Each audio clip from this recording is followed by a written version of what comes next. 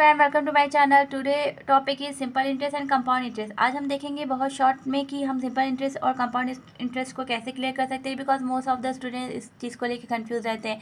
6, 7, 8 हमारा यही टॉपिक चलते आता है, simple interest and compound interest. चलिए आज की क्लास स्टार्ट करते हैं। क्लास स्टार्ट करने से पहले आपने मेरे चैनल को सब्सक्राइब नहीं किया तो सब्सक्राइब कर लीजिए और बेल आइकन प्रेस कर दीजिए ताकि आपको सारी नोटिफिकेशन, सारी अपडेट मिलती रहे। तो चलिए आज की क्लास स्टार्ट करते हैं। फर्स्ट क्या है हमारा सिंपल इंटरेस्ट, सेकंड है हमारा कंपाउंड इंटरेस्ट। देखिए सिंपल इंटरेस्ट क्या होता है, हम लोग एक एग्जांपल से क्लियर करते हैं कि सिंपल इंटरेस्ट होता है क्या है। हम लोग एक एग्जांपल लेते हैं। सपोज हम एक गर्ल लेते हैं जैनी को। जैनी क्या कि बैंक के पास गई। जैनी ने कहा कि बैंक में गई। जैनी ने कहा कि मुझे 10,000 की नीड है। ठीक है, 10,000 किसको नीड है, जैनी ने कहा। ठीक है,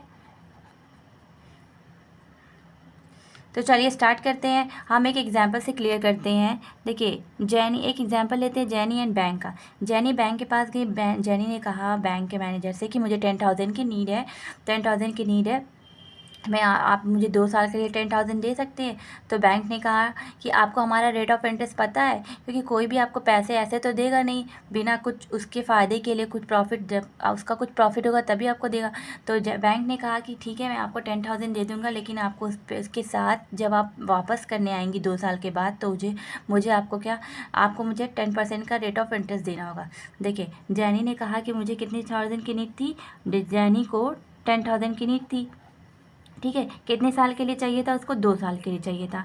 2 साल के लिए इसको 10,000 चाहिए था। बैंक ने कहा ठीक है पैसे मिल जाएंगे, लेकिन आपको उसके बाद जब 2 साल बाद आप पैसे देने आएंगी तो आपको क्या करना पड़ेगा, रेट ऑफ इंटरेस्ट भी देना पड़ेगा। 10% का आपको रेट ऑफ इंटरेस्ट देना पड़ेगा।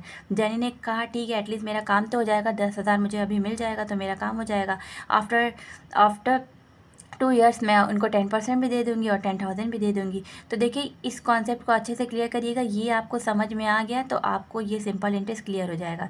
जैनी बैंक से 10,000 ली। उसके बाद बैंक ने कहा ठीक है आपको 10,000 मैं 2 साल के लिए दे रहा हूँ, लेकिन आप जब पैसा वापस करेंगी 10,000 तो आप क्या करेंगी, 10,000 तो देंगी और जो 10% का इंटरेस्ट आ रहा है वो भी देंगी, मतलब टोटल अमाउंट देंगी। जैसे मोस्टली स्टूडेंट क्या करते हैं, फॉर्मूला लर्न कर लेते हैं, बस वो फॉर्मूले पे वैल्यू पुट करते सॉल्व कर लेते हैं, लेकिन आप कॉन्सेप्ट नहीं समझते हैं कि एक्चुअली करना क्या है इसमें, एक्चुअली ये सॉल्व कैसे होगा। ठीक है, ये एग्जाम्पल आपको क्लियर। जैनी ने बैंक से कितने लिए थे, 10,000 लिए थे। कितने टाइम के लिए लिए थे, 2 साल के लिए थे।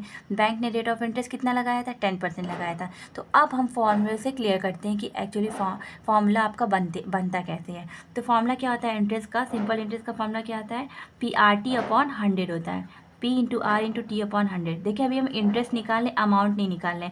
अमाउंट कब निकालेंगे, जब जैनी 2 साल के बाद बैंक के पास जाएगी तो अपना 10,000 भी देगी, और जो 10% का रेट ऑफ इंटरेस्ट होगा वो टोटल अमाउंट देगी। 10,000 और 10% वो क्या होगा, हमारा टोटल अमाउंट होगा, वही हमारा अमाउंट होता है। तो उसमें आपको लर्न करने की ज़रूरत नहीं कि आपने कोई फॉर्मूला लेंदी सा लर्न कर लिया, इसको इस पर लगा लें। तो आप इसको एग्जाम्पल से क्लियर करिए। क्लियर हो रहा है आप लोग को, ठीक है। अब चलिए हम इसको वैल्यूज़ को रख देते हैं, हम क्लियर कर लेते हैं कि इंटरेस्ट 10%, 10,000 में 10% का इंटरेस्ट कितना आ रहा है 2 साल के लिए, तो हम वैल्यूज़ पुट कर देते हैं। देखिए जो पैसा जैनी ले रही है वो हमारा प्रिंसिपल कहलाएगा। जैनी कितना ले रही है, 10,000 ले रही है, तो वो हमारा प्रिंसिपल कहलाएगा। प्रिंसिपल को हम क्या कहते हैं, सम भी कहते हैं प्रिंसिपल को। तो देखिए 10,000 ले रही है, 10,000 उसने लिया, कितने साल के लिया, 2 साल के लिए। और रेट ऑफ इंटरेस्ट कितना लगा रहा है बैंक, 10% लगा रहा है, हमने 10 ले लिया। टाइम कितने साल के लिए ले रही है, 2 साल के लिए ले रही है। ठीक है, क्लियर हो रहा है आप लोग को, ये 100 हो जाएगा। अब इसको हम लोग सॉल्व कर लेते हैं, 00 से 00 कैंसिल, ये क्या हो जाएगा हमारा, ये 100 × 10 × 2, ये क्या हो जाएगा हमारा 2,000 हो जाएगा। क्लियर हो रहा है, ये हमारा 2,000 हो गया। देखिए ये इंटरेस्ट होगा, जब जैनी वापस आएगी बैंक में पैसा देने के लिए तो ये 2,000 इंटरेस्ट देगी, और उसने पहले कितना लिया था, 10,000 लिया था, तो उसको बैंक को पूरा टोटल अमाउंट कितना देना पड़ेगा, 12,000 देना होगा। देखिए अमाउंट उसको कितना देना पड़ेगा टोटल, कॉन्सेप्ट क्लियर हो रहा है ना। देखिए अमाउंट क्या हो जाएगा हमारा, प्रिंसिपल जो इसने स्टार्टिंग में लिया था और बैंक ने जो इंटरेस्ट दिया था, इंटरेस्ट लगाया था, उसको दोनों पैसा देना पड़ेगा, टोटल अमाउंट देना पड़ेगा। तो स्टार्टिंग में जैनी ने कितना लिया था, 10,000 लिया था। 10,000 लिया था, उसके बाद बैंक ने क्या किया, 10% क्या रेट ऑफ इंटरेस्ट भी लगाया था कि आप 10,000 देंगे और रेट ऑफ इंटरेस्ट भी 10% का देंगी। तो 10% का रेट ऑफ इंटरेस्ट कितना निकला था, 2,000 निकला था। तो हमने ये क्या किया, 2,000 लिख दिया। अब देखिए 10,000 में 2,000 ऐड कर दिए तो हमारा क्या हो गया, 12,000 हो गया। ये क्लियर हो रहा है आपको? देखिए कुछ ये एकदम सिंपल है, बस ये आप एग्जांपल क्लियर करिएगा। आप अपने से कोई भी एग्जांपल लेके क्लियर कर सकते हैं। अगर आप ये समझ गए तो इसमें आपको कोई प्रॉब्लम नहीं होगी, बहुत ईजिली क्लियर कर लेंगे। इतना क्लियर हो गया? कितना क्लियर आप लोग को इतना? तो टोटल अमाउंट कितना देना होगा जैनी को, बैंक के मैनेजर को टोटल अमाउंट 12,000 देना होगा।